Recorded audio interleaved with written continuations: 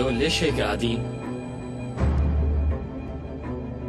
قاعدين عم يتفرجوا على بعض.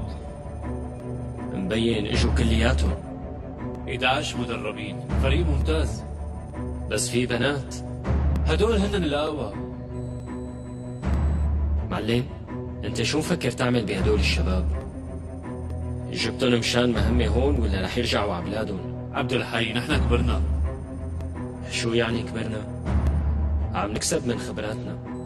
أنا ما عم بقول شي، بس بالأخير في موت. لازم ندرب يلي رح يجي بعدنا.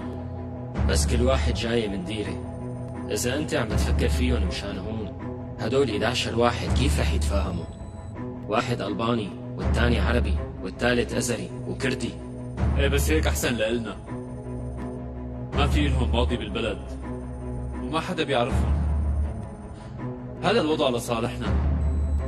صار لازم نمد ايدينا وعيوننا لبرات بلدنا. حكيك مزبوط معلمي. بالأخير يلي دربني أنا وعابد وصلنا لحد هون رح يدربهم إلهم. شو الفرق وقت بيكونوا مختلفين بالهوية؟ مثل ميماتي ومثلك ومثل كارا، انتو ما كان في بقلوبكم لا رحمة ولا شفاء، بس اجتمعتوا. كيف هيك؟ لأنكم آمنتوا بقضية حقيقية. معلم، أنا ما بعرف بالنسبة لكارا، بس أنا وميماتي وثقنا فيك. ما بعرف إذا هدول 11 واحد رح يثقوا كلهم فيك. يثقوا فيك مرة ورح يقدروا ينجحوا أكثر منا. الأيام جاية وبنشوف.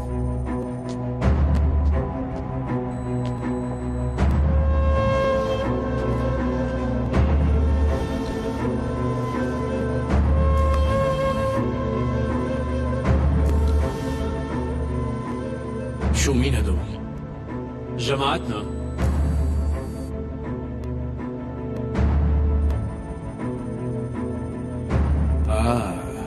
وشو هذا اللي حاطط حلق بيده؟ هو المشكلة؟ يعني ما قرر إذا هو رجال ولا مرأة. حاطط حلق بإذن والتاني ما فيها شي. منيح، ساعده ياخد قرار بهالشي.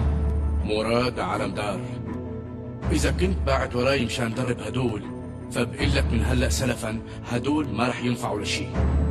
مزبوط حكيه لكارا. هدول الشباب ما رح يسمعوا كلمة كارا. شو يعني هالحكي؟ ما رح يسمعوا كلمتي؟ طيب إذا فت لعندهم وما عدا هدول بنتين، إذا ما خليتهم يوقفوا ويحترموني، فيك تطلب مني اللي بدك إياه. هذا وعد.